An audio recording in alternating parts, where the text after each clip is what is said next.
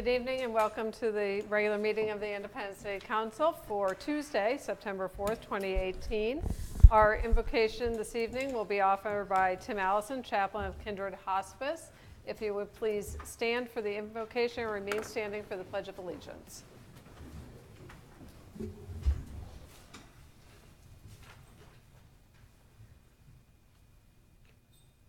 Dear God, once again we thank you for the privilege and blessing of leadership.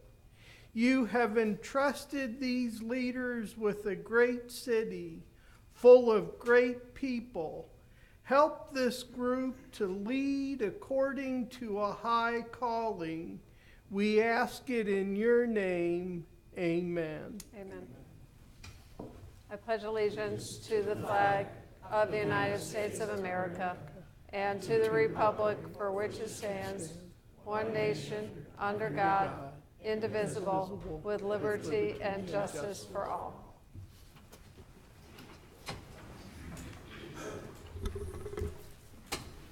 Madam City Clerk, will you please call the roll? Councilmembers Huff, Here. Perkins, Here, Doherty, Here. DeLucy, Here. Robertson, Here. Van Camp, Here. Mayor Ware. Here. Our first order of business is the presentation resolution recognizing Ben Ingram, Network Systems Specialist in the Technology Services Department as the Employee of the Month for September 2018. Madam City Clerk.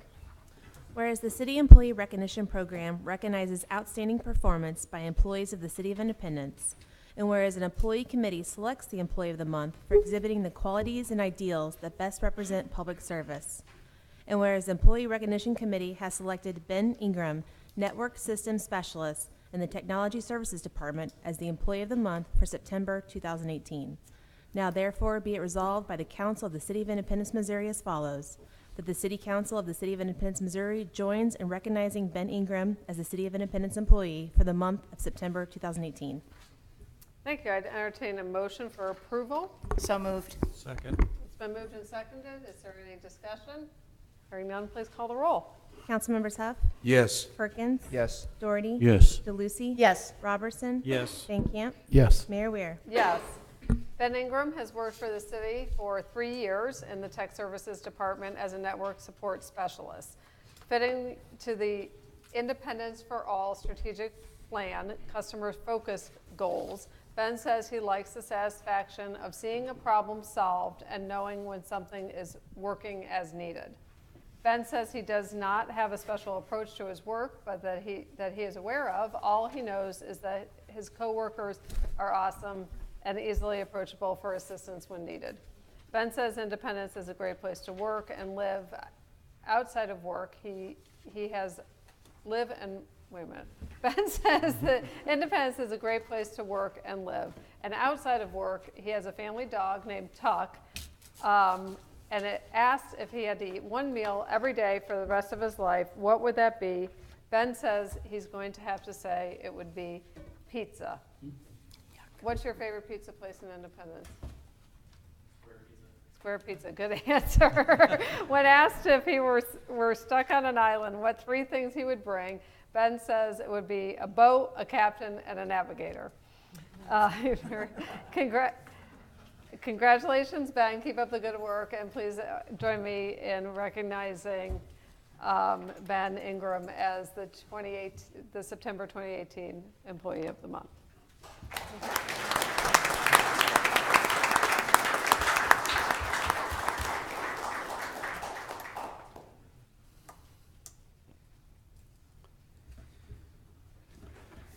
Congratulations. Thanks very much.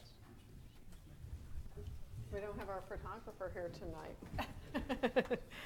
Okay, this takes us to our proclamations. Our first is for United Way of Greater Kansas City, 100-year anniversary. Madam City Clerk.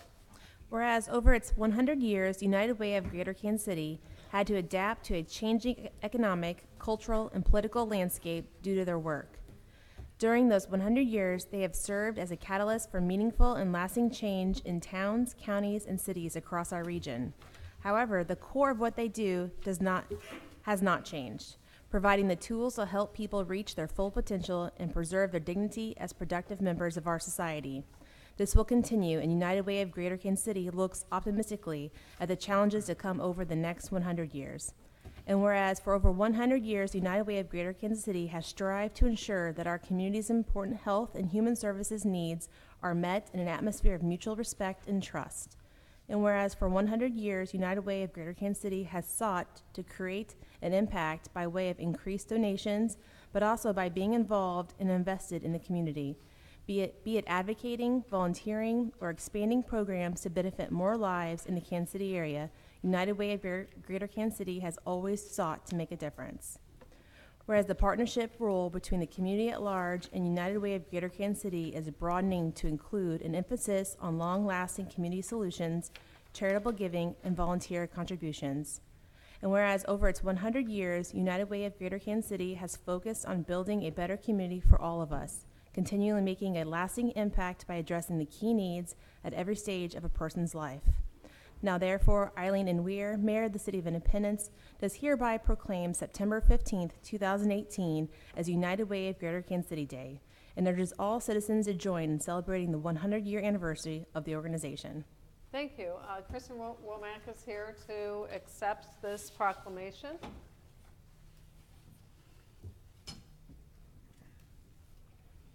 Thank you, Kristen, for being here.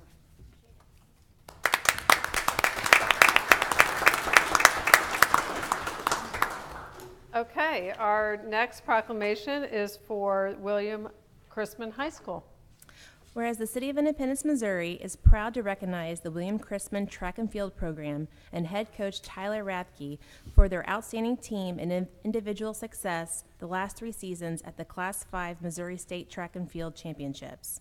And whereas in 2016, James Bailey Jr. won the Class 5 boys discus throw with a mark of 182 feet 8 inches and set the school record the same season with a throw of 185 feet. James went on to be the first back-to-back state champion in William Chrisman history when in 2017 he defended his title and won his second discus throw title with a toss of 173 feet 10 inches. And whereas in 2018, Jordan Woods won the Class 5 boys triple jump and set the school record with a leap of 48 feet 1.5 inches to become the first triple jump state champion in the school history. And whereas in 2018, Danielle Carson won the Class 5 boys shot put and set the school record with a toss of 58 feet 6.5 inches to claim his first individual state championship after 3 straight Missouri All-State seasons. Now therefore, Eileen N. Weir, Mayor of the City of Independence, Missouri, does hereby proclaim September 4th, 2018 as William Chrisman High School Track and Field Program Day, in honor, recognition, and celebration of the William Chrisman High School's success in the program, and extend congratulations to all the participants and Coach Tyler Rathke. Thank you. Coach, you want to come forward? This is really impressive. A school as old as William Chrisman High School to beat these school records is really impressive. You run a great program. We love to have you tell us a little bit about it. Well, thank you very much, first of all, for allowing us to be here and giving us the proclamation. We appreciate it. And I brought 2 returning state participants on the ladies' side. As you noticed, our male program was very dominant over the last 3 seasons. Those 3 individuals as state champions and school record holders had over 9 individual all-state accomplishments from their sophomore through senior years since I've been here. And these ladies, a junior and a senior here, some of them returning with all-state honors, are a part of the building blocks of our women's program. And so it was important for me having all 3 of those gentlemen competing at the next level, 2 in football, 1 as a running back at Missouri Western, 1 as a defensive end at University of Texas, and 1 is triple jumping and long jumping at Pittsburgh State University. So to bring our women's team here tonight, my hope and excitement for them is that we can come back here next year and potentially earn the first women's top 3 placing in the state of Missouri as a team. So again, we're small in number, but our women's program is very good. And I have 3 assistant coaches here with me tonight, and a lot of that success is due to my assistant coaches and this coaching staff that we've built at William Chrisman. We've been allowed to build. So thank you very much for being here. This is awesome, and I really appreciate it. So Thanks, Coach. Yep.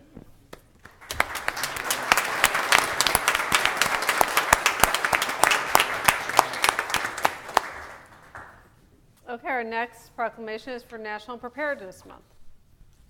Whereas National Preparedness Month is a nationwide effort held each September, and whereas the goal of National Preparedness Month is to increase public awareness about the importance of preparing for emergencies and to encourage individuals to take action, and whereas the City of Independence will not truly be prepared for a disaster until every individual, family, and business takes personal responsibility for being prepared. And whereas all citizens need to take some simple steps to prepare for emergencies, because during a disaster, citizens must have the ability to care for themselves and their families for at least 3 days. This 72-hour window of resiliency may mean providing for yourself by having an emergency supply kit, making a family emergency plan, being informed about different threats, and getting involved in community emergency response team training. And whereas the citizens of Independence should read and follow the Citizen Responsibility Guide from the city's Emergency Preparedness Division to ensure all have taken the necessary actions, including accessing the available disaster preparedness information, which is available by contacting the Emergency Preparedness Division of the Independence Fire Department. And whereas the recent natural disasters throughout the United States, including the recent flash floods and the western wildland fires, illustrate the potential devastation to communities and highlight the importance of pre-planning disaster response and sheltering operations. And whereas the city would like to officially recognize the many volunteers involved with the Community Emergency Response Team, Disaster Animal Response Team, Emergency Communication System, Fire Explorers, and the Specialized Emergency Operations Center volunteers who routinely offer their invaluable services to make our community safer. Now therefore, Eileen Weir, Mayor of the City of Independence, Missouri, does hereby proclaim the month of September 2018 as National Preparedness Month and call upon the people of Independence to join their fellow citizens across the United States in recognizing and participating in this special observance. Thank you. Dante Klinicki is here to accept the proclamation. Thanks, Dante.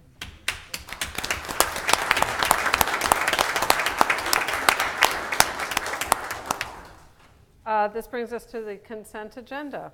Mayor Weir, I move to approve the reports and recommendations of the city manager. Second. It's been moved and seconded. I am going to pull items number 5, 6, and 8. Are there any other items any council member would like pulled for separate consideration? Madam Mayor, Yes? number 3. Oh. Did you say 5 already? I said 5, 6, and 8. Thank you. Just 3.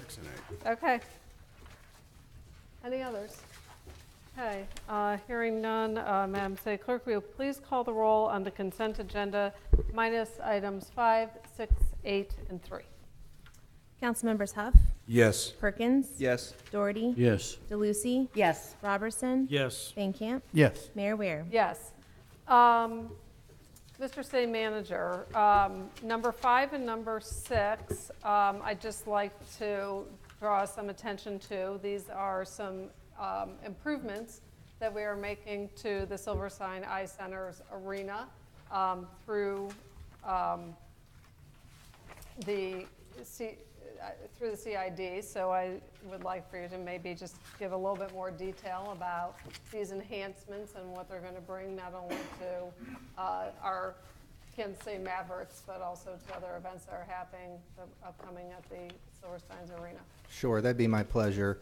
As the council is aware, a little over a decade ago, the city worked with the business owners in the Eastland Shopping District along Valley View Parkway there. Business owners voted in a up to 1 cent community improvement district. That's a sales tax on the goods and services that are sold there. For the construction and ongoing upkeep, capital maintenance and improvements of the what was known as the Independence Event Center, now the Silverstein Eye Center's arena. That building has been very successful over the last decade. We've had 3 active sports tenants that play in there right now, of course, and then as well as a number of special events, concerts, musicals, a lot of different variety of events in there. As with any facility, though, those buildings do begin to show their age, and of course competition for people's disposable income is very high. So we've seen a lot of other events or spaces open up nearby, so we need to make sure that we're keeping this building in premier shape so that it can continue to be fun and friendly, but also competitive from a economic standpoint. So the CID board recently voted to authorize a little over $1 million from that fund to fund some of these capital improvements. A number of them are before you here tonight. They include a party patio so that they can begin to program some of the outdoor space for different concerts or sporting events out there. This includes a LED light system. Some of you may be familiar from watching some of the recent Olympic ceremonies, some of the things they're able to do with lights on the floor of these different arenas or in the arenas themselves. That's what we're looking to do here as well. Wi-Fi has been a big request of about every act or sports group that works in there, so we are adding the capability and infrastructure to be able to do that. So these are the two items that you see in front of the council tonight. I don't think this is certainly the end of what we hope to see done there, but it's certainly a very important start to continue to make this building, like I said, safe, family-friendly, but also continue to be competitive from an economic standpoint. Okay, thank you very much. I would move for approval of item number 5. Madam Mayor, I do have a question about 5. Okay, can we have a second so we can have debate? Second. Okay, thank you. Councilmember? Mr. City Manager, I was concerned regarding number 5 because the request for proposal was only open 1 week. And I've never seen a 1-week request for proposal, and I wondered why it was so short. Sure. I'd be happy to ask Morris Heidi, the Deputy Director of Parks, Rec, and Tourism, to come up. He oversaw that for us and just give a quick overview for you. Thank you. Oh, and we only had 1 bid?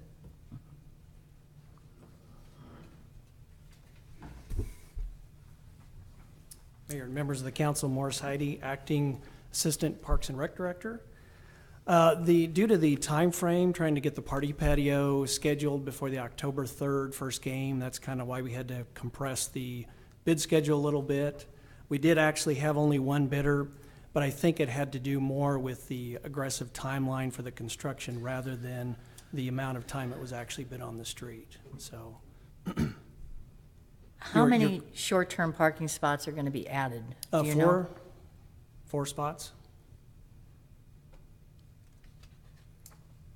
Mr. City Manager, is there no outline in our policies and procedures regarding minimum bid times?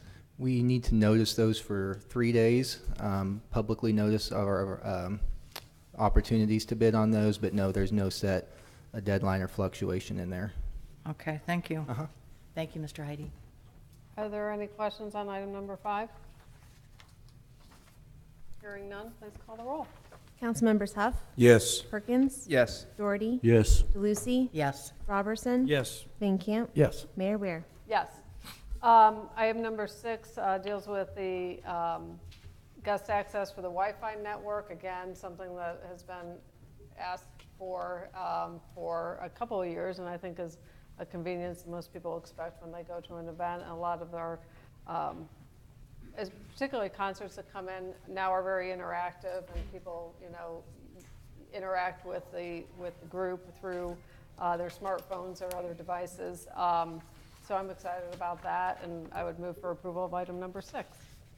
Second. It's been moved and seconded. Is there any discussion? Hearing none, please call the roll. Councilmembers Huff, Yes. Perkins, Yes. Doherty, Yes. DeLucy, Yes. Robertson, Yes. Van Camp, Yes. Mayor Ware. Yes. Item number 6 passes. Okay, item number 8, Mr. City Manager. This is the recommendation for 1 year, with 2 possible 1-year extensions with MC Power for leasing of electric vehicle charging stations and electric vehicles.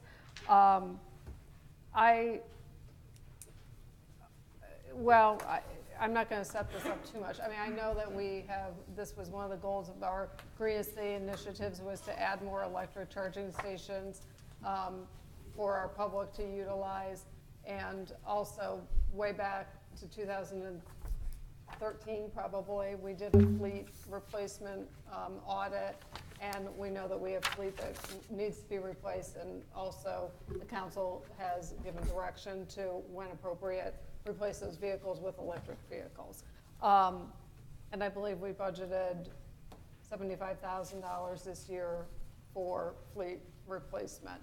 But this looks a little bit weird. I mean, there were 4 respondents, and 3 of them did not have the electric vehicles in their proposal, and one of them did. So I'd like just to have some explanation about how this came about and what the process was. Sure. I'm going to ask Assistant City Manager Mark Randall to come up and explain the process.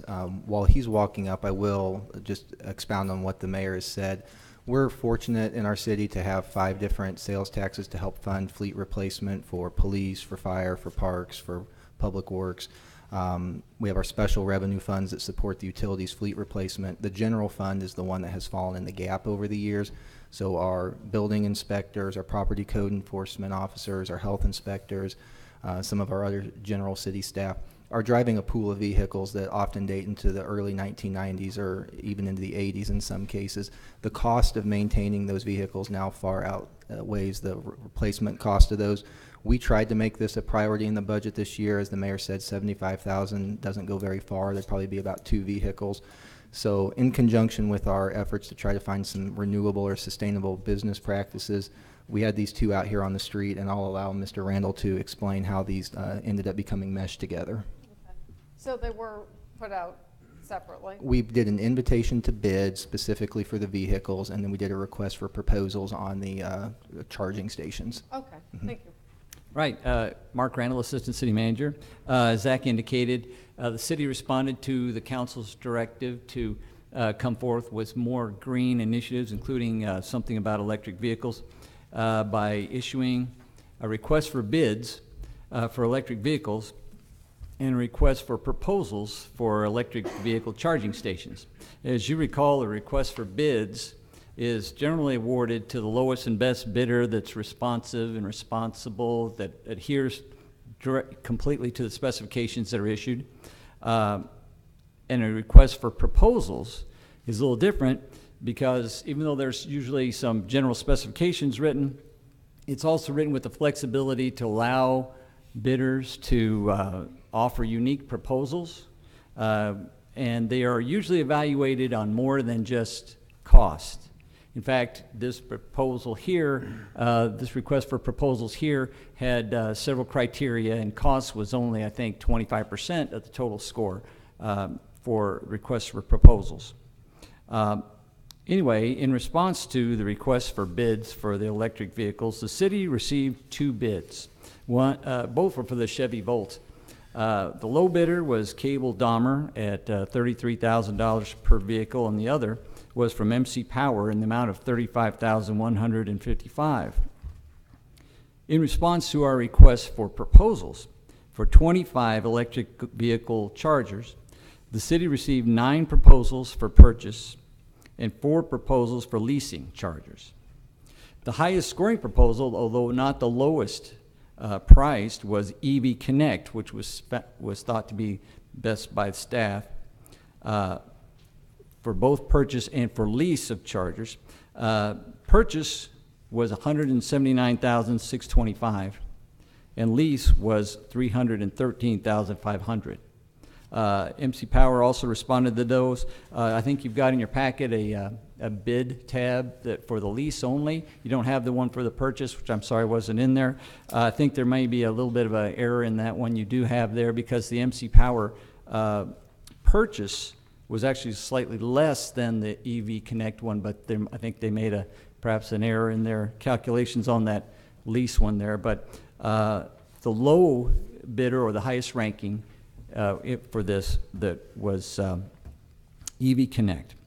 There was one alternate proposal received, and that was from MC Power for a bundled lease, which was 10 vehicles and 10 chargers for $10,950 a month.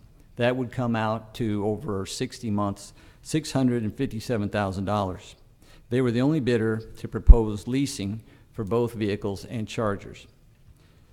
Now, given all this information, the decision before the council tonight is whether to buy or lease, and whether to go for the lowest cost, what would be lowest in the long run, or the greatest immediate impact. Sort of a balancing act here. The cheapest option would be to purchase. That'd be the cheapest in the long run. Purchasing 10 chargers, just to make it apples to apples. If you purchase 10 chargers from EV Connect and 10 vehicles from Cable Dahmer, That would come to $401,800 over the 60 months. Leasing 10 chargers from EV Connect as another option, and adding that to the purchase of the 10 vehicles from Cable Dahmer would total $455,000 over 60 months. That compares to the $657,000 over the bundled lease. But given the funding limitations in the general fund that Zach was talking about, and really the critical point is that the general fund would only be able to replace 2 vehicles immediately, not 10. So that's where you have a balancing act, and this is why the bundled lease, while not what we had initially requested, but was perfectly appropriate given that this was a request for proposals, even though it wasn't exactly what was requested or even expected, it does represent an opportunity to get 10 vehicles immediately and make a big impact right away. And for that reason, we're bringing it up to you tonight as an option to consider when you're making this decision. So. Okay, so, Mr. City Manager, if there were no budget constraints, which there never, how many vehicles do we need to replace? I mean, what's the schedule telling us? How many vehicles do we have there that are really in need of replacement if we had the ability to take care of it all in one fell swoop? Yeah, I want the council to know that I'm speculating here, but Yeah. somewhere well north of 15 to 20 vehicles. Okay. And these are passenger vehicles? These are passenger These aren't vehicles, trucks and- absolutely. Yeah. Fewer trucks, I mean, small, think of like a S10 or something like that, but yeah, very, very small, light utility vehicles. Okay, my question is, since when's MC Power in the car business? Right. That's Right. what I don't quite understand in this equation. Right. The city manager could probably maybe speak to this better than I can, but they were approaching it as a technology lease subscription, and and that's how they got into it. They're trying to look to be more than just a solar energy provider, but be involved in a lot of different energy and technology options out there, and so that's how come they came forward with this proposal. Okay. But I don't know, Zach maybe have more information on that than I do. So are they, I mean, obviously they're purchasing these vehicles from somebody and then leasing them back to us. So they're just the middleman broker.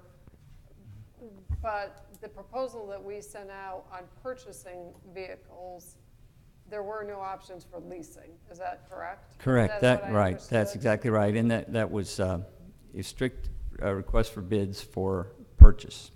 Okay, so I appreciate the creativity. I mean, it is a creative way to put them together.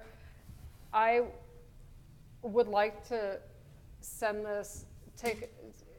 put this back for a couple of weeks and see if any of the other respondents could also come up with a comparable proposal to do the vehicles and the charging stations together.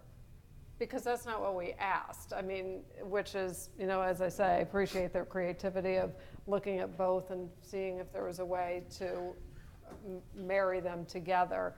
But, based on the information that we received back in our packet tonight, I think it would be, in our best interest to go back to all four and say, is there a way that maybe one or all of the others could present us with something, so we're really doing a fair comparison.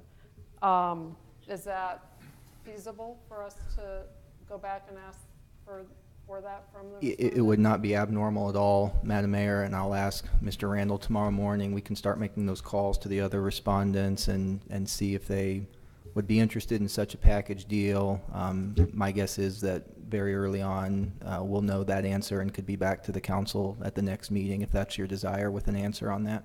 Okay, and I don't want to close questions on this because I think this is a topic that we have a lot of interest in, but I would like to move that we remand this back to staff until our September 17th council meeting to bring back recommendations based on that information. Second. It's been moved and seconded. Is there any discussion? Madam Mayor, Yes. I don't want a married proposal. If we issued an invitation to bid and a request for proposal, I want them kept separate. Now, the same people, same entities can go ahead and respond to both of them, no problem. To me, MC Power, the response was non-responsive, so we would have thrown it out. Okay?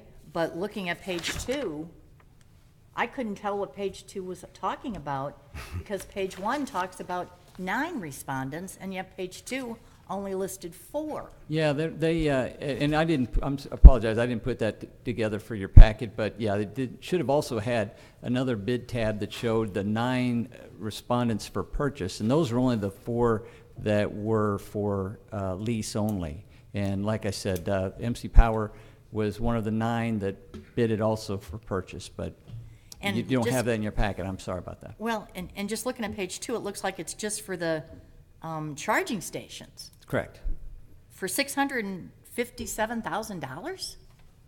No, That's the impossible. No, I'm sorry, the $657,000 would be for 10 charging stations and 10 electric cars. That's Okay. the alternate proposal that was submitted. Okay, Mark, I would Right. really appreciate if you would Yeah. get with Yeah. whoever produced our Sure. packet, because it really Yeah, they is should have put them on there. deficient. The original, if you had the other spreadsheet that showed what the purchase Yeah. was, MC Power's purchase price for 25 chargers was $172,000, I believe. So this is, though, a lease, that's why I said I believe there's maybe a typo in the lease amount there. But regardless of that, you should have had all of the bid tabs on there, and I apologize for that. We'll make sure that next time we have them all in there.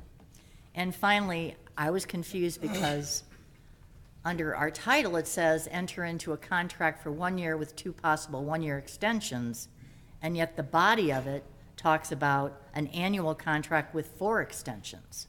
Right. I don't know what we're doing here. Yeah, and I have to defer to the city manager on that one. I think that was, that it was option that we would do a 1-year contract with options to renew. But it would For actually 2 be. years or they- 4 years? They were actually proposing it for 5, up to 5. So that would be, Yes. so it's It should not be. very clear. Yeah. It's not clear to me at all. Councilman Robertson? Yeah, I have several questions. First of all, I'm not sure why the second sheet says 25 stations, and yet we're talking about 10.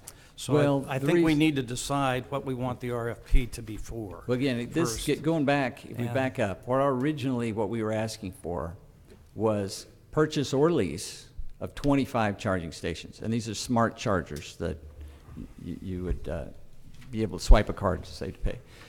But what MC Power did was they submitted and I've given you what the prices were on that. MC Power submitted an alternate proposal, but they only did for 10 of each. So So they they didn't meet can the do RFP. that. It isn't that they're not responsive because it's an RFP. They are giving you an alternate proposal to consider. And that's why it was thought to bring this before you, because knowing your interest in getting this going, we wanted to at least show you that this is an option that has been presented, and we have a duty to provide it to you. All we were given was information on an RFP, and we were not given any information that you had sent out a bid, a request for bid. So, Well, I was given that as background because we weren't asking you to award that a request for bids because so we didn't know that was even part of the process that was going on right now. And yeah, that's so- why I put it in my remarks, so you would. Yeah. Okay. I also was curious, in here it talks about installing all of them on city property. And we talked before, we need these charging stations at places where people go, like Center Point Medical Center, Independence Center, the Independence Square, the shopping areas, maybe doctor's offices around town, not on city property where people have limited Yes. ability to go and charge their car. Well, what I would do there, if you were to accept that proposal, just say if you did, what I would do is I'd substitute those. I would not put those 10 smart chargers in the city, in a city lot. I'd put them out for public use, and I'd buy 10 what they call dumb chargers, which are very inexpensive, and those are just billed to whoever's property it is. It just goes on your electric bill.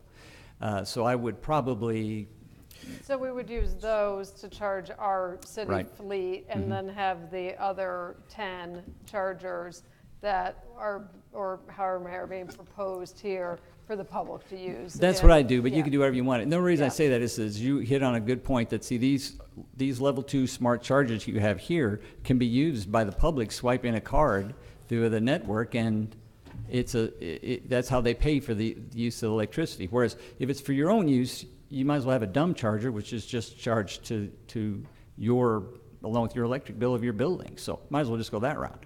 So that's what I do. But that's kind of off, going down a tangent. We I have guess. 2 chargers in the city now. One has been switched recently in the last year over here in back of the old Napa building. Mm-hmm. It's been changed from 1 charging station to 2, and I wondered if IPL did that for us, or did we hire somebody to do that, You know, to change it? I tell you, I really don't know the answer to that question. And I'm assuming I'll the just have to get charging back to you on that one. I don't stations know who out did by that work. the utility building has 2 charging stations. I'm assuming the contractor put those in. Mm-hmm. But the one up here, it was 1, and then it became 2, and I was assuming that IPL put that in. I tell you, And it is a charge point, which Right. is a national Right.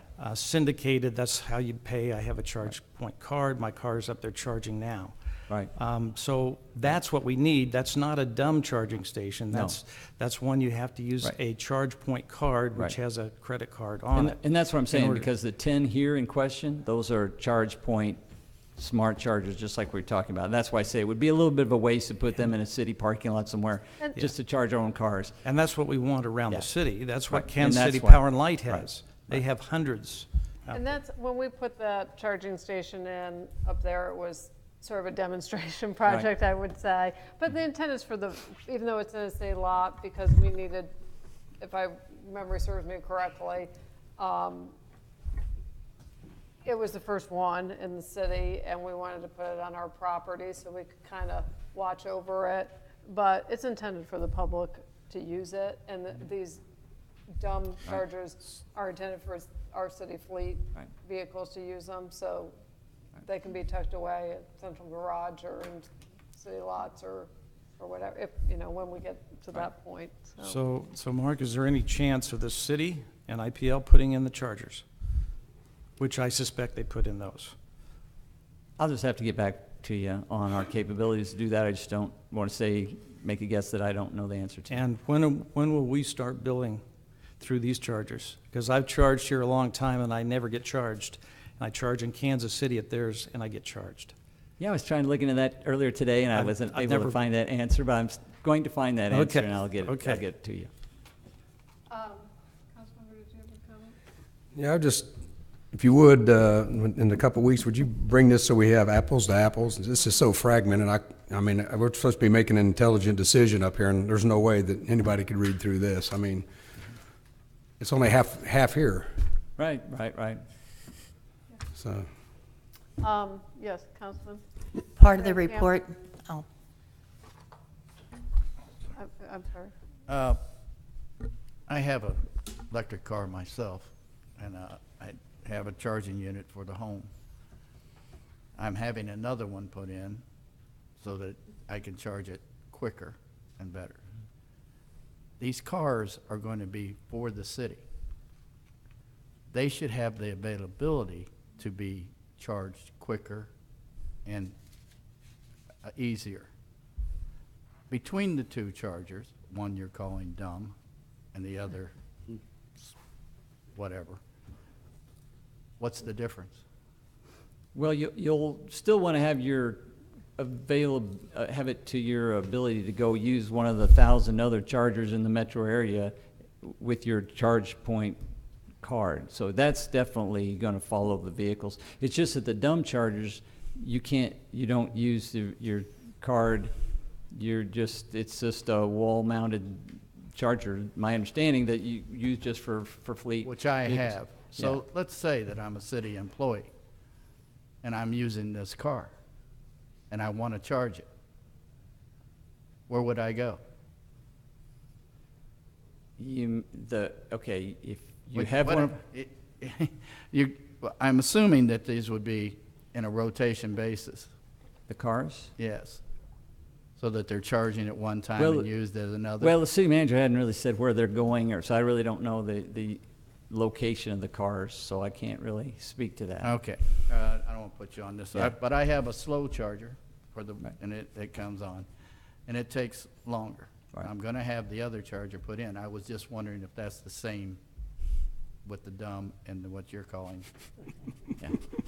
Is there a difference? I mean, right now we have fuel stations that when city vehicles need Well, then- fuel, they go to the fuel station and Charges at the same there's a rate process as for the filling the charger. tank, so it would be similar So, to that, I let- presume. I'm Yeah, sorry. I'm sorry, go ahead.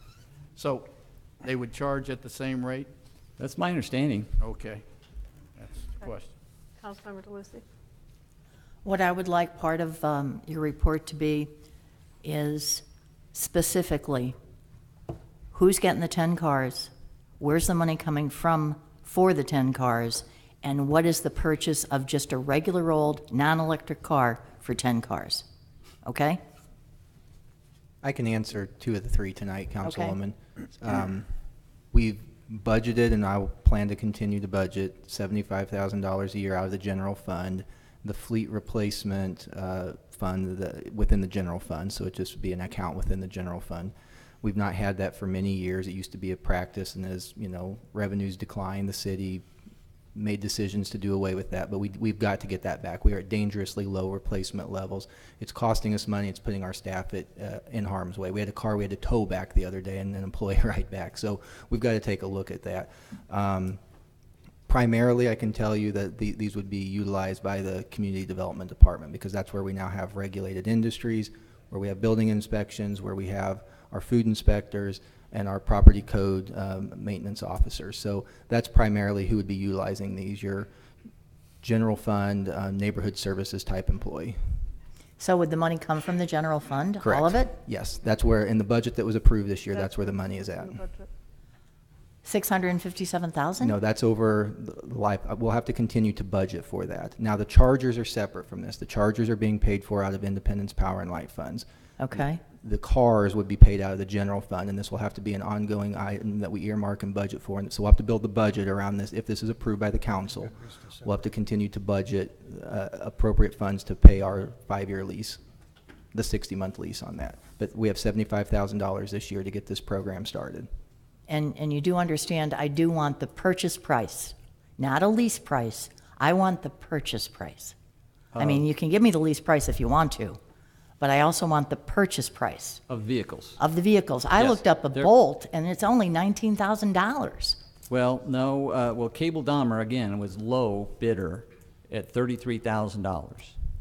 The MC Power was second at $35,155. It'll be interesting to read the revised staff report. Can I ask one more question, or Yes. is John? Did you have one? Okay. No, I think I'm in agreement with what everyone has said, so no need to add any more. Just a little nuance on these electric cars. Because it is an alternate fuel source for individuals, there is a tax credit of approximately $4,000 to $5,000 per car. But we as a city cannot get that. So if the purchase price is $35,000, an individual can buy it for $35,000 and get $5,000 or $4,000 back. We cannot get that back. So I would also suggest when you talk to a fleet person at one of the dealerships and see if we can get a 1 or 2 year old car and see if they have some fleet vehicles, because they're perfectly good, but they've already gotten the tax credit. And we ought to be able to buy them a lot cheaper. Just a business decision. Okay. Mr. City Manager, I think you get the gist of Yeah, what right. the level of detail Right, that we'd so like I'm just going to verbalize it back to the council to make sure that Okay. we are going to, first and foremost, make sure that your agenda item is cleaned up and has all the information you need so the council can digest that more uniformly than what you've gotten here tonight, so I apologize for that. We're going to make sure that we've got contact with these other vendors to see if they could propose a similar bundle package that MC Power did and come back with a revised recommendation based on that, if that is indeed the case. And we'll make sure that we confirm, even though we got this, we'll make sure we've confirmed what a purchase price of a vehicle would look like as well. So we'll get that information back to the council by the 17th, prior to actually, so you can have plenty of time to digest. One last question. When we put out the request for bid on purchasing or acquiring cars, and Cable Dahmer came in at 33, MC Power came in at 35. I still don't understand how MC Power's in the car business, but you know, if they can deliver it, I guess we'll, you know, consider that. There was no, did we ask for purchase or did we ask for lease and purchase? I kind of lost that part. And Cable Dahmer did not offer us a lease option, is that correct? Right, Okay. and they were put out by, the purchase of the cars was put out through the city manager's office through the procurement Yes, division. okay. The chargers were put out through IPL, through Right, Nikki I Churchill, who does understand that. work there. So there was a little bit different tactic there. One was request for bid, and the other was request for proposals. Gotcha, okay. I think that captures everything. And I think Mr. City Manager, as Councilmember DeLucy said, you know, it would be helpful also to see what a combined proposal looks like, and then also what a separate, I mean, if we separated these, what that would look like. Yeah, we'll give you a as well. couple different looks at it, but in Okay. a much more straightforward manner. Okay, so is everybody comfortable with the motion? Okay. Any further discussion? I just can't remember, is it to a certain date? To the 17th of September. Thank you. Is that enough time? Is that? Yeah, I think we can do this analysis in very short order and be ready to turn that around. If for some reason we run into something, I'll come back to the council in the interim, but I feel very comfortable with that timeline. Okay. Madam City Clerk, may you please call the roll? Councilmembers Huff, Yes. Perkins. Yes. Doherty. Yes. DeLucy. Yes. Robertson. Yes. Van Camp. Yes. Mayor Ware. Yes. Motion passes. Thank you. Councilmember DeLucy, item number 3. Yes, Madam Mayor, this is a purchase order to HDR in the amount of $104,720 for an analysis review. And I just had a few questions about it. First, HDR, I'm unfamiliar with who HDR was, and I was told it's Archer Engineering. Yeah, that's correct. Okay. And then I'm reading the report, and it says Olson Associates did submit a complete work plan that minimum requirements delineated in the invitation to bid. So it says Olson did submit the work plan, but yet on page 2, it says it was a non-responsive bid.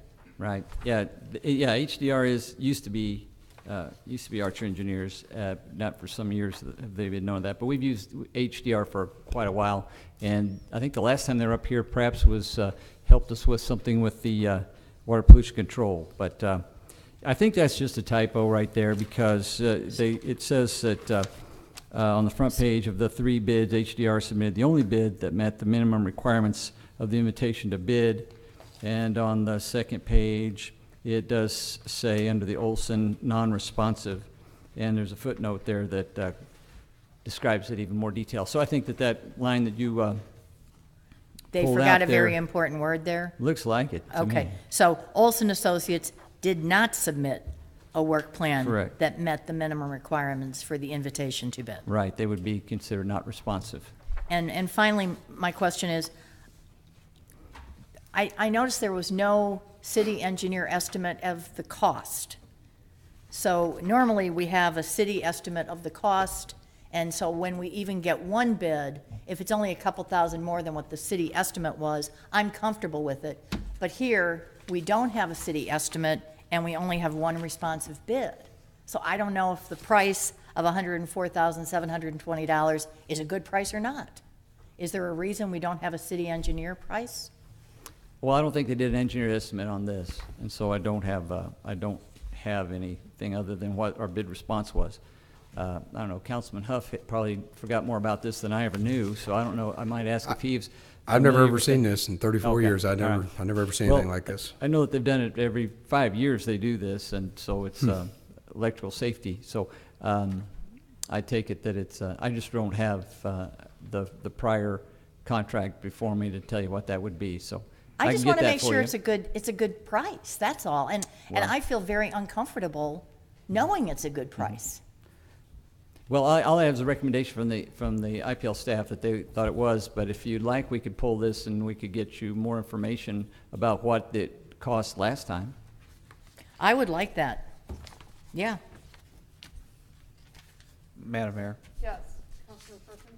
I was kind of reading, so I heard some of what you said, so I'm going to ask you a question. She already did. Do we not have city staff that can review this and do this in-house? Yeah, they did, it's just I don't have the information she's asking for, which she wanted to know if they had an estimate pre-bid Gotcha. of what it would cost, and I don't know that they did or what it was, so I'll have to get that for you. And also find out what it was the last time that they awarded this contract. Let's put this on your to-do list Will do. for the 17th. And I- at I- least say, you know, this is historically what this has cost in the past. Right. If we don't have a Very good. engineer bid. Councilmember, would you like to? I'd like have to a move motion? to continue item number 3, which is the HDR contract for to September 17. Second. Been moved and seconded. Is there any further discussion? Hearing none, please call the roll. Councilmembers Huff, Yes. Perkins. Yes. Doherty. Yes. DeLucy. Yes. Robertson. Yes. Van Camp. Yes. Mayor Ware. Yes, motion passes. Thank you. Yep, thank you. Okay, this takes us to our regular agenda. We have a public hearing on application received from Truman Mart LLC for an intoxicating liquor and original package license for Stop and Shop located at 1001 West US 24 Highway. This is a full public hearing. Mr. DeSalle. Mayor, members of council, I'm Charlie DeSalle, Assistant Community Development Director. As you had mentioned, this is for a new liquor license. Just kind of a little bit of background on this. There's currently an existing store at the site that does have a liquor license. The current store is actually located within the gas canopy. If you are familiar with this site, there is an old dilapidated car wash behind this site. The plan is to remove that car wash, build a new store, and then eventually tear down the existing store and put in more gas pumps there. So this license is just for what will be that new existing store, the new store, excuse me. Okay, thank you very much. This is a full public hearing. Is there anyone present who would like to speak in favor of this application? Mayor Ware? Yes. Good evening, members of the council. Mayor, I'm Dick Bryant. I'm the attorney for the applicant. We also have Dave Ayton from Carter Energy, who's involved in the project, as well as the architect, and the clients are here as well. This project is one that we've been working on for about 6 months and dealing initially with Councilman Perkins and members of the city staff at looking at this store, and you probably have as part of your packet some pictures I sent you of the store, which is quite dated and I won't be gentle, pretty ugly. The car wash appears to be inoperable. There's weeds and the like that are going around it. And this represents a $1.8 million investment by our clients in going into the store and essentially taking out the car wash, building a large store business that will look much like the diagram that's shown here, and I think that has as part of your projects as well. But this is also a new generation store. This is not just a gas station. This is not just a place where you can run in and ring it up and go. This is actually going to be a store that's going to have a kitchen where you can have fresh food prepared, as well as a number of other items. And I apologize that I sent you a packet last week that had a little bit of a dated set of drawings with it, but the drawings actually came through and showed where the kitchen would be and where the cash areas would be and the size of the store and how it would be laid out. This store represents, in terms of the development, the work that has been done with city planning in terms of floodwater runoff, landscaping, egress from the store, the location of the pumps within the store, and it would be a substantial change. Financing of it is contingent upon the approval of the project as it's been submitted, and of course the continued work with the design that meets the specifications that are required by the ordinance. You did see, I think, and saw the diagram that came through. Obviously, right now, the store is centered here with pumps. The new store will be back in the back. There'll be buffering, landscaping, fencing. The floodwater runoff is designed to keep the water from going out on 24 Highway. And will ultimately, this pump, the center canopy area will be torn down in time for the store to open, and then the pumps will be completely replaced. There has been phase 1 and phase 2 inspections of the site. We're happy to report that they were successful and that there is no leakage, so there's no underground contamination that's associated with it. So that's one of the very good pieces of news that we heard. Surprising. So, Dave Ayton, who is here from Carter Energy, also likes that because he likes to make sure that the pumps that are being filled and the underground tanks that are being filled meet the necessary requirements, not only of the city, but DNR. And he could talk a little bit about the quality controls that Carter uses, and also a little bit about the branding that's involved. Okay, thank you. Good evening, Madam Mayor and council members. My name's Dave Ayton. I'm a sales exec with World Fuel Services, where I've held this position for the past 21 years. To follow up on what Mr. Bryant said, this is a very tired, old facility that Major Oil built back in the early 80s, and what we refer to today as an island marketer, and that being the small 800 square foot stores under the islands, and it was designed strictly to sell gasoline. If you look at the format today, Quick Trip has what they call their Generation 3, that's 5,500 square foot. The forecourt is front, the convenience stores in the back, and it's a similar type design. In order to compete in the environment that we are in today, it's critical that we build facilities like this. There's no new gallons being created. We're all fighting for that, so this will be a beautiful facility. We will brand it Phillips. The BP will be going away. It'll be a top-tier brand. We'll have brand new dispensers that will be EMV and PCI compliant, so there's no risk of skimming. Obviously, it will meet all the lighting criteria, and it's a great opportunity for this corner to get rid of a facility that is tired, underperforming, and is an eyesore. Okay, thank you very much. Okay. Is there anybody wishing to speak in opposition to this application? This public hearing is closed. Are there any comments or questions from the council? Yes, Councilmember DeLucy. I just wondered, Charlie, the existing store already has a liquor license, and this new one is not expanding on that license. It's simply replacing that license. Is that so correct? From an administrative standpoint, what we would do is once this store is up and running, put the license in place on that store, and then we would revoke the current one on there because that building is going to be going away. Okay, but it's not like this place had a license to sell only beer, and now we're changing it to beer and wine. I mean, Yep. we're not changing the license itself. Yeah, everything else is one-to-one, yep. Okay, and the pumps are going to be on 24 Highway or on River? The gas station canopy, the way I understand it, is going to stay. The current gas station canopy that's there. It's where that store is that's in the middle of the canopy. That's going to be going away, and they'll be adding pumps in that location. Oh, I understand. Okay, okay. Thank you. Any other comments or questions? Madam Mayor, Yes, Councilmember Perkins. given my extensive knowledge of that area since I live pretty close to there, the 24 Highway Initiative that I started several years ago, that was a trouble spot because the homeless live behind that abandoned car wash there, in between that and the fence and stuff there.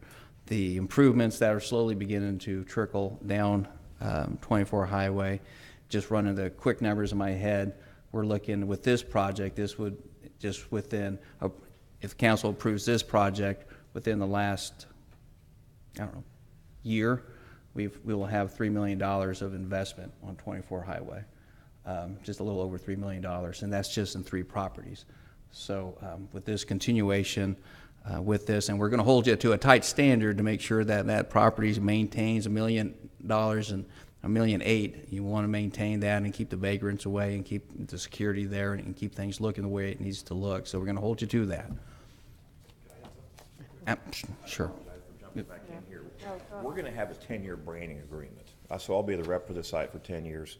Phillips Mystery Shop, they shop the site every month. So the criteria will be held to a very it'll be very high in terms of you have to meet minimum scores to pass or the site will be debranded. So from our perspective, we are going to put significant monies into this account in terms of the imaging, rebates, earned rebates over a period of 10 years. I can assure you that will be a big focus of mine and my company's.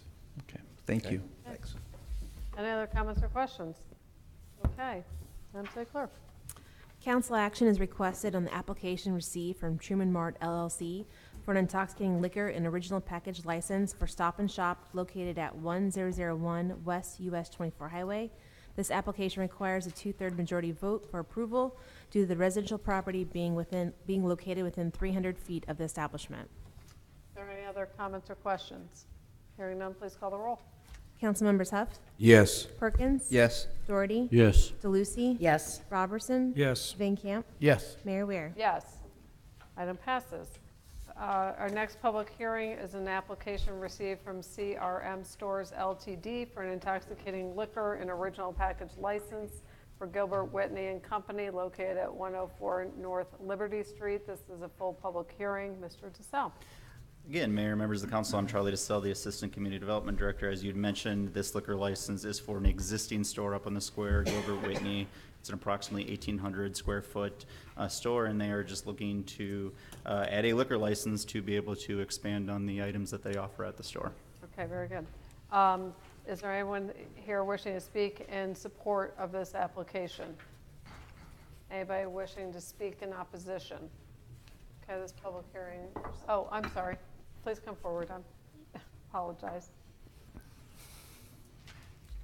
Mayor Weir and City Council. My name is Brenda Van Fleet, and I own and operate Directed Wellness Center on the Independence Square, located at 208 and 210 West Lexington. And I am not in favor of this. I would like that recorded. Thank you. My name is Margaret French, and I'm representing J. Jinks LLC. We're located at 208, 210, 212 West Lexington. And I am opposed to having this passed. My husband and I live there, and I know that we want to get other people into the square to live with families and young professional people, and I just feel like we have probably 6 or 7 alcohol places within about a 5 to 6 block area, and we feel kind of saturated in this location. So I am very much opposed. Thank you very much. Thank you so much. Anybody else wishing to speak? Okay, the public hearing is closed. Comments or questions from the council? Charlie, I have a question. If you could just, I know many of us are familiar with Gilbert and Whitney. It's a kitchen goods store, and I would say kind of specialty food items. That is the majority of their inventory. Is there a sense of like how much shelf space they're planning on using and kind of what they're adding to their offerings at Gilbert and Whitney? Yeah, give me a second here. They had submitted a plan with what they had here, and I'm just kind of looking it over here real quick as I talk. As far as what they have for fridge space, and this looks like it's more of a current plan, but current fridge space, cooler space I should say, is pretty limited. They do mention that all wine, spirits, beer will be on floor nor storage, so they won't have any inventory in the back per se on that stuff. But other than that, I don't have a really good understanding of exactly how much they will have there, but But it will be all in their refrigerated space? Is that what you're saying? I don't know if it'll be all the refrigerated Okay. space. I was Okay. just pointing out what I they see. show here is, as far as cooler space, is pretty limited. So Okay. they may be adding more, I don't know, but if they go off what they have existing, there really isn't that much cooler space. Okay, thank you. Are there any other comments or questions? Yes, Councilman Perkins. Thank you, Madam Mayor. Charlie, I'm assuming since they are a specialty grocery store, I noticed that they've marked off liquor tasting, and I'm assuming that's going to be different wine tasting. They sell cheese and different specialty, say sausage, but sausages there and stuff. So that would be a part of that, and I'm assuming there's going to be a limited variety of probably specialty beer and wine. So that's probably, in your thoughts, is that kind of what we're looking at here? Yeah, I mean, and what brief conversations I know our staff has had with the applicant, that's my understanding, and what they want to do is it's just essentially provide these types of beverages to complement what they're currently selling in the store. So again, that's what we've been told. As far as our liquor code goes, they are limited to the amount that they can have as total inventory. But again, it doesn't really seem like they're going to be anywhere close to that amount. Sure. Thank you. Mayor. Yes, Councilman Robertson. Are there other locations around the square where you can buy packaged liquor? You're putting me on the spot here. I don't believe we have any package license up on the square. Most of them are by drink license. I'm just kind of walking around the square in my mind right now, but This yeah, is the only food store I know of on the Yeah. square, I guess believe. that's how you define the square. I mean, there's a couple places, Well, probably on Nolan Road or whatever. I mean, I guess if we're yeah, talking close to the about- square. There's the Moonlight Corner gas station over there that definitely sells package, but that's, yeah, yeah, most of them are all by drink license. I can't think of anything that's by package. Thanks. And I would add to that, if I may, and I'm maybe a little politically incorrect here, but I'm assuming your average hobo's not going to go in there and buy what they're going to be selling. So I think that would be a safe assumption there. Are you asking me? A general statement, but I'm looking at you. Okay, any other comments or questions? Madam Mayor, Yes, Councilmember DeLucy. I had to step outside the chamber, so I'm going to abstain from the vote because I wasn't here to hear it. Okay, Madam City Clerk. Council action is requested on the application received from CRM Stores LTD for an intoxicating liquor and original package license for Gilbert Whitney and Company located at 104 North Liberty Street. Are there any other comments or questions? Hearing none, please call the roll. Councilmembers Huff, Yes. Perkins. Yes. Doherty. Yes. DeLucy. Abstain. Robertson. Yes. Van Camp. Yes. Mayor Ware. Yes, item passes. This takes us to our non-ordinance action items. Madam City Clerk. Council actions requested to approve an engineering services contract with Burns and McDonnell Engineering Company for an amount not to exceed $274,966.30 for the 24 Highway Complete Streets Project, number 701-11801. Is there any discussion on this item? Hearing none, please call the roll. Councilmembers Huff, Yes. Perkins. Yes. Doherty. Yes. DeLucy. Yes. Robertson. Yes. Van Camp. Yes. Mayor Ware. Yes, item passes. Council action is requested on the application to transfer the existing retailer of intoxicating liquor package liquor license from SZ&R Inc. to Hamza Petroleum LLC for Hamza Petroleum LLC, formerly 24 Highway Shell, located at 15396 East US 24 Highway. This application requires a 2/3 majority vote for the approval due to residential zoned property being located within 300 feet of the establishment. Is there any discussion on this item? Councilman Doherty? Thank you, Madam Mayor. This is located in my district at 24 Highway and Lee Summit Road. One of the first things I did when I came to the council is spoke in favor of this man getting his original liquor license. There's been zero problems with his sales of liquor there. There's been no problem. The owner's actually here in the audience tonight. They've kept that station in an immaculate condition. The owner even bought the house next door, remodeled and rehabbed it. He's retiring, and he's selling this to a long-term associate that has our assurance that he will continue to operate in a first-class manner. Thank you. Any other discussion? Hearing none, please call the roll. Councilmembers Huff, Yes. Doherty, Perkins, Yes. Doherty, Yes. DeLucy. Yes. Robertson. Yes. Van Camp. Yes. Mayor Ware. Yes, item passes. This takes us to our second readings. Madam City Clerk. Bill number 18-076, an ordinance finding, determining, and declaring the necessity of acquiring general utility easements and temporary construction and grading easements for the 2015-16 sanitary sewer projects, number 703-00801, authorizing the negotiation and eminent domain proceedings if necessary, approving the plans and specifications for the project, authorizing the use of experts as needed, authorizing and directing the execution of documents and payment of funds to property owners or others holding property rights in conjunction with the project. Second and final reading. Is there any discussion on this bill? Hearing none, please call the roll. Councilmembers Huff, Yes. Perkins. Yes. Doherty. Yes. DeLucy. Yes. Robertson. Yes. Van Camp. Yes. Mayor Ware. Yes, ordinance passes. Bill number 18-077, an ordinance authorizing the city manager to execute an agreement between Independence Power and Light and Windstream KDL LLC for joint use pole attachments. This will have no effect on any tax revenues or general revenues. Second and final reading. Is there any discussion on this bill? Madam Mayor. Yes, Councilman Robertson. So I looked through the packet. Maybe you can tell me what these attachments are for. Windstream KDL must be a third party that rents space to, I don't know whether it's for 5G networks, small cell, cable, regular cell. What's it for? I know we're limited on what we can do because of the state. Yeah, as you'll recall, state statute limits us, Councilman Robertson, but I will ask Assistant City Manager Mark Randall to come up and give you just a quick presentation here.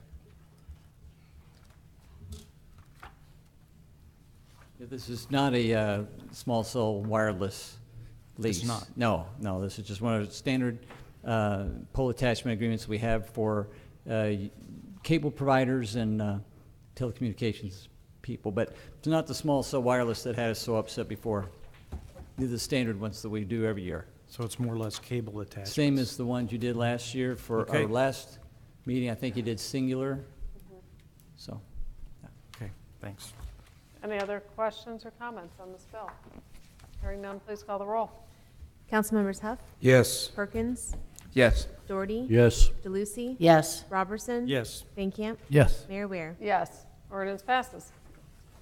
Bill number 18-078, an ordinance amending section 18.21.013 of the Independent City Code to allow law enforcement use of all-terrain vehicles on the public streets, including rights-of-way, alleys, sidewalks, or other public property, and prohibit the use of all-terrain vehicles by the public on public property. Second and final reading. Is there any discussion on this bill? Madam Mayor. Yes. Just a brief comment. I've been working with quite a few constituents up in the Fairmont Park area and about this problem in our park, and I know city staff, Park and Rec, and then police department, and Chief Halsley and Officer Virgil were out there on the side-by-side hitting some of the trails and taking a view of this. And I was actually kind of shocked that we didn't even have an ordinance that prohibited this. So this gives a little bit more tools in the toolbox for our staff to get out there and do some enforcement. Very good.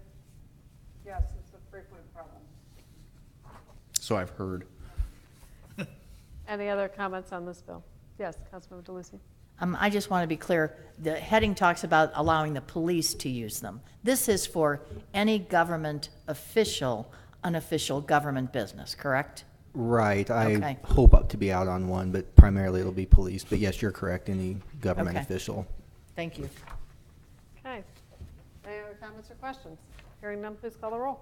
Councilmembers Huff, Yes. Perkins. Yes. Doherty. Yes. DeLucy. Yes. Robertson. Yes. Van Camp. Yes. Mayor Ware. Yes, ordinance passes.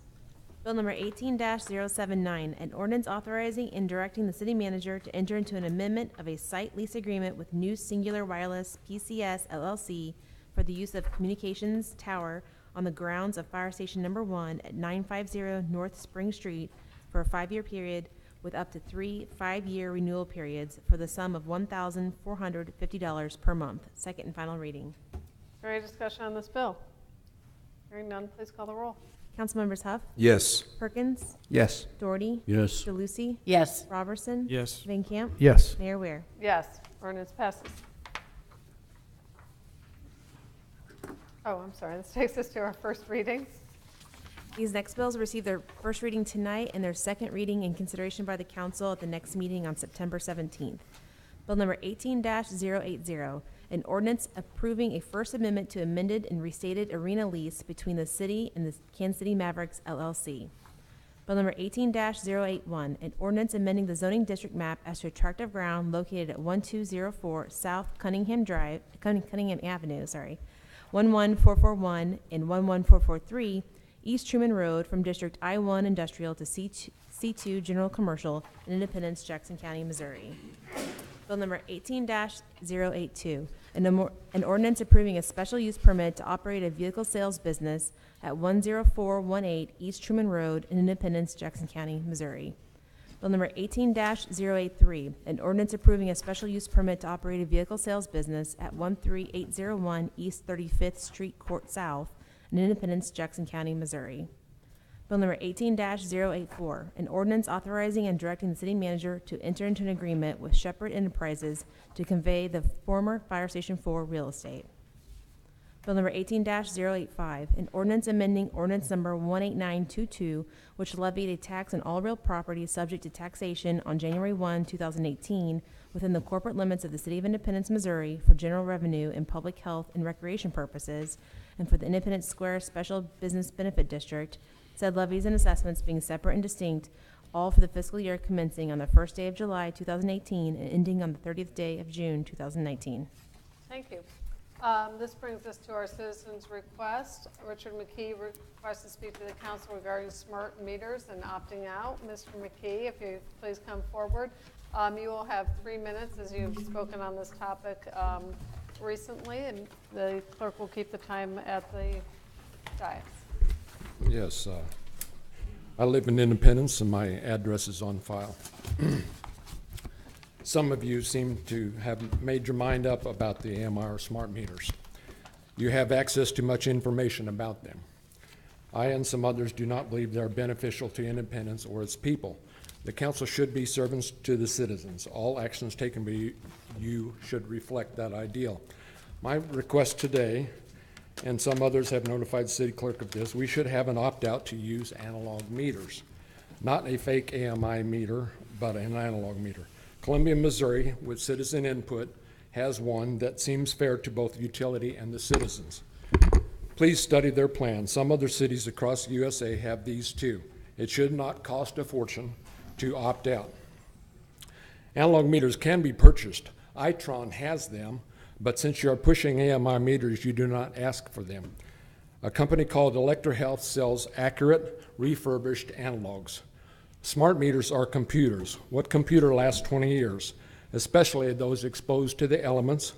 There is congressional testimony by leading experts in the field that AMI meters only last 5 to 7 years. Who pays when they must be replaced? This is a property rights issue. Utility companies have no right to monitor what happens in our homes. IPL will be able to monitor how and when we use our electricity and water. They will have the capability to brown down or disconnect our power without our consent. Utility companies have no right past the line of demarcation where the meter connects to the home. Anything more intrusive than our present analog capability is unconstitutional. Even the ACLU agrees with this. These intrusive meters spark concern from locals in Naperville, Illinois, where since 2011, one citizen group has been fighting their installation. Under the name Naperville Smart Meter Awareness, citizens sued the city over a policy mandating that all citizens must have smart meters installed by the local city-owned utility. In their lawsuit, they argued that the city's smart meter data collection violated their Fourth Amendment rights against unreasonable searches and seizures. 1 minute, Mr. McKee. The week of August 24th, 2018, the group notched a notable win when the Seventh Circuit Court of Appeals ruled that the Fourth Amendment does in fact protect us from energy data collected by smart meters. The ruling leans heavily on Kylo versus U.S. precedent that declared the use of thermal imaging tech to monitor citizens without a warrant also violates the Fourth Amendment. Back in Illinois, the court warned that the entire fight could have been avoided if the city had simply provided users with the option of using a traditional meter instead of forcing the upgrade. They also could have provided consumers the ability to opt out of data collection. In New Mexico, after a thorough study through their Public Service Commission, AMI meters were banned statewide in April 2018. In July 2018, I got the highest bill ever at my address. My analog meter seems to be working fine. Thank you. Thank you, Mr. McKee.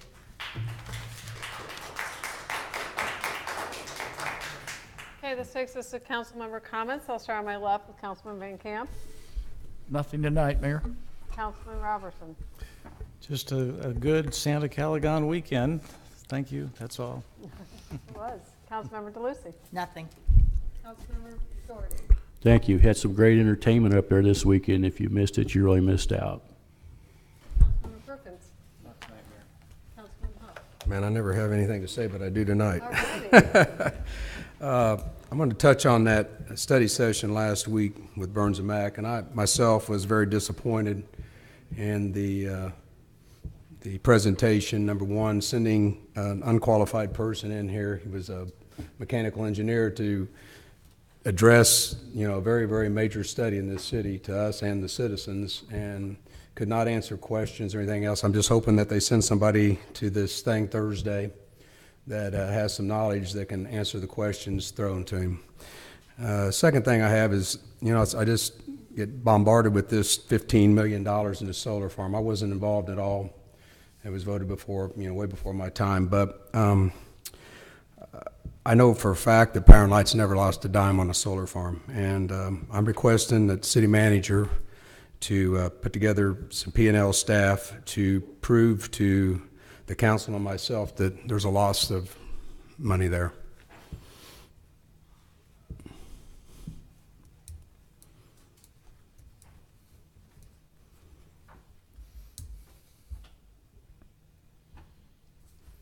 That's it. Okay, thank you very much. I really don't have anything tonight either. It was a wonderful holiday weekend. A lot was going on in town. We have a lot coming up the next several weeks as well.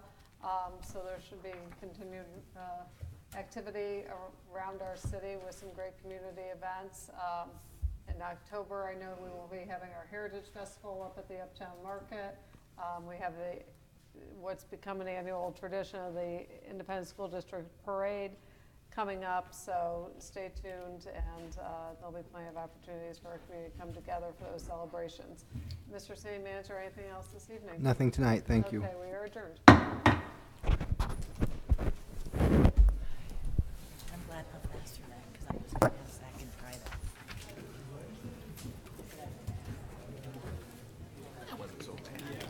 It was right on over. 7:30. It wasn't 3 hours. Hour and a half. I'm impressed.